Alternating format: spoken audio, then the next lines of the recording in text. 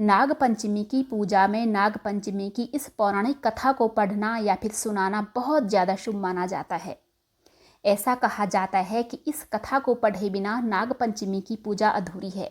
पौराणिक कथा के अनुसार जन्मेजय अर्जुन के पोते राजा परीक्षित के पुत्र थे।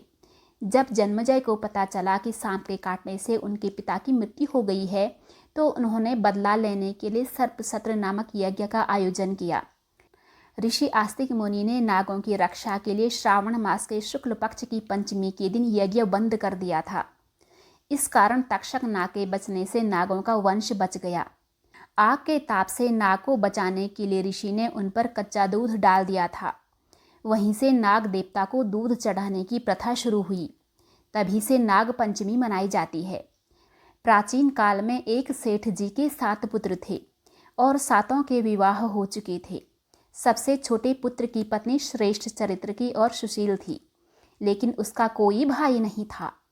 एक दिन उस घर की बड़ी बहू ने घर लीपने के लिए पीली मिट्टी लाने के लिए सभी बहुओं को एक साथ चलने को कहा, तो सभी एक साथ डलिया और खुरपी लेकर के मिट्टी खोदने के लिए निकल पड़ी। जब बहुएं मिट्टी खोद रही थी, तभी वहाँ एक सर्प निकला, जिसे बड़ी बहू खुरपी से मारने का प्रयास करने लगी। यह देखकर छोटी बहू ने उसे रोका और कहा, यह बेचारा निरपराध है। यह सुनकर बड़ी बहू ने उसे नहीं मारा। तब वो सांप एक और जा बैठा। तब छोटी बहू ने उससे कहा कि मैं अभी लौट कर आती हूँ, तुम यहाँ से जाना मत। इतना कहकर वह सबके साथ मिट्टी लेकर घर चली गई और कामकाज में फंसकर सर्प से जो वादा किया था उसे भूल गई। उसे दूसरे दिन वह बात याद आई तो वह सबको साथ लेकर वहाँ पहुँची। सर्प अभी भी उस स्थान पर बैठा था, जिसे देखकर छोटी बहू बोली, भैया मुझसे भूल हो गई है, उसकी क्षमा मांगती हूँ। तब सर्प बोला, अच्छा तू आज से मेरी बहन है और मैं तेरा भाई, तुझे मुझसे जो मांगना है मांग ले। वह बोली, मेरा कोई भाई नहीं है। अच्छा हुआ तुम मेरे भाई बन गई। कुछ दिन व्यतीत होने पर वह सांप मनुष्य रूप धारण करके छोटी बहू के घर आया और उससे कहा कि मैं इसका दूर के रिश्ते का भाई हूँ, बचपन से ही बाहर चला गया था। उसके विश्वास दिलाने पर परिवार के लोगों ने छोटी को उसके साथ भेज दिया। उसने मार्ग में बताया कि मैं वही सर्प हूँ, इसलिए तू डरना मत और जहाँ चलने में कठिनाई हो वहाँ मेरी पूँछ पकड़ लेना। छोटी बहू ने वैसा ही किया और इस प्रकार वह उसके घर पहुँच गई। सर्प के घर के धन ऐश्वर्य को देखकर वह चकित हो गई। इस तरह से वो उसके घर में रहने लगी।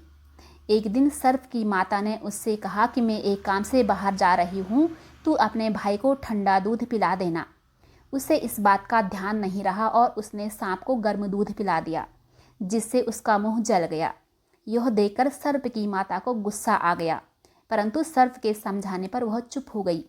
तब सर्प ने कहा कि बहन को अब उसके घर भेजना चाहिए। तब सर्प और उसके पिता ने उसे बहुत सा सोना, चांदी, जवाहरात, वस्त्र, भूषण आदि देकर घर पहुंचा दिया। इतना ढेर सारा धन देकर बड़ी बहू उससे जलने लगी और कहने लगी कि तेरा भाई तो बड़ा धनवान है, तुझे तो उससे और भी धन लाना चाहिए। सर्प ने जब ये वचन सुना तो उसने सब वस्तुएं सोने की लाकर दे दी।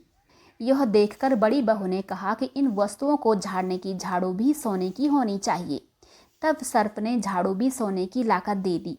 सर्प ने छोटी बहू को हीरा मणियों का एक अद्भुत हार दिया, जिसकी प्रशंसा उस राज्य की रानी ने भी सुनी और वो राजा से बोली कि सेठ की छोटी बहू का हार मुझे चाहिए। राजा ने मंत्री को आदेश दिया कि उससे वह हार तुरंत ही ले आओ। मंत्री ने सेठ जी से जाकर कहा कि महारानी जी छोटी बहू का हार पहनेंगी, वो हमें दे दो। सेठ जी ने डर के कारण छोटी बहू से हार लेकर उन्हें दे दिया। छोटी बहू को यह बात बहुत ज़्यादा बुरी लगी। उसने अपने सांप भाई को याद किया और उससे प्रार्थना की कि भैया, रानी ने हार छीन लिया है, तुम कुछ ऐसा करो कि जैसे ही रानी वो हार पहने वो सर्प बन जाए, और जब वह मुझे लौटा दो तब वह हार हीरों और मणियों का हो जाए। सर्प ने ठीक वैसा ही किया। जैसे ही रानी ने हार पहना वैसे ही वह सर्प में बदल गया। यह देखकर रानी चीख पड़ी और डर गई। यह देखकर राजा ने सेठ के पास खबर भेजी कि छोटी बहू को तुरंत भेजो। सेठ जी स्वयं छोटी बहू को लेकर राजा के दरबार में उपस्थित हुए। राजा ने छोटी बहू से इसका कारण पूछा तो वह बोली, राजन, धृष्टता क्षमा कीजिए, ये हार ऐसा ही है कि मेरे गले में हीरों और मणियों का रहता है और अगर इसे कोई और पहनता है तो ये उसके गले में सर्प बन जाता है। छोटी बहू ने जैसे उसे पहना वैसे ही हीरों मणियों का हो गया। यह देखकर राजा ने प्रसन्न होकर उसे बहुत सी मुद्राएं भी पुरस्कार दिया।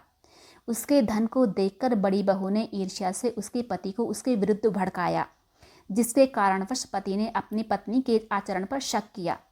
तब वह स्त्री फिर से अपने सर्प भाई को याद करने लगी। उसी समय सर्प ने प्रकट होकर कहा कि यदि मेरी धर्म बहन के आचरण पर किसी ने संदेह प्रकट किया तो उसे खा लूँगा। यह सुनकर छोटी बहू का पति बहुत ज़्यादा प्रसन्न हुआ और उसने सर्प देवता का सत्कार किया। कहते हैं कि उसी दिन से नाग पंचमी का त्यौहार मनाया जाता है और स्त्रियां सांप को भाई मानकर उसकी पूजा करने लगी।